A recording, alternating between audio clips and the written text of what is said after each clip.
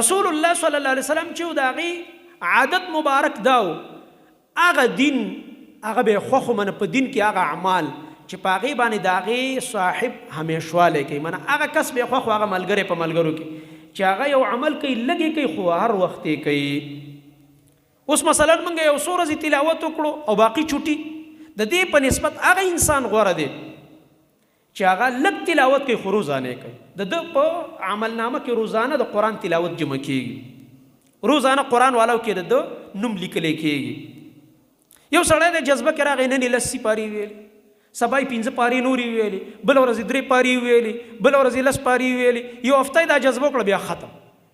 مولانا بجلیګر صاحب خبره د سوډا واټر بوتل و بس ګیس کې ووت خبره ختمه شوه لاړو ګیس ختم شو.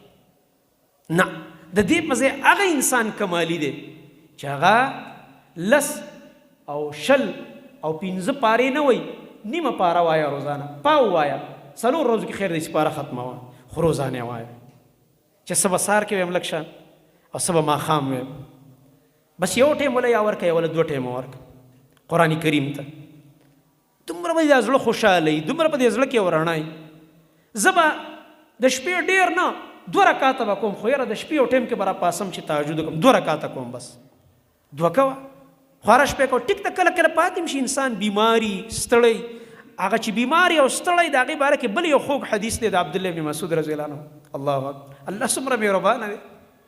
نبی کریم صلی الله علیه وسلم فرمایي بنده چې کله په یو نیک عمل ځان عادت کی دی خبرې ته سوچو کې دا ډېر خوږ حدیث دی زما محترم ورونه دا زموږ د نبي صلی الله علیه وسلم ملغلري دي دا مه ضایع کوئ.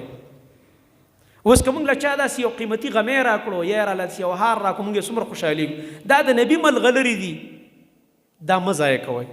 رسول الله صلی الله علیه وسلم فرمایي کله چې یو مؤمن بنده په یو نیک عمل ځان عادت کی نو روزانه دی دا نیک عمل کوي نو د عمل لیکلی کېږي کنه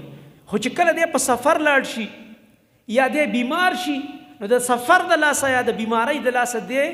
په دغه نیکۍ باندې عمله نشي کولی نو الله تعالی ملایکو ته وی لیکئ ورله الله کړی نه دی وی لیکئ ځکه وایي ما ته پته ده دا بنده زما که دا په کور وی په سفر کې نه وی یا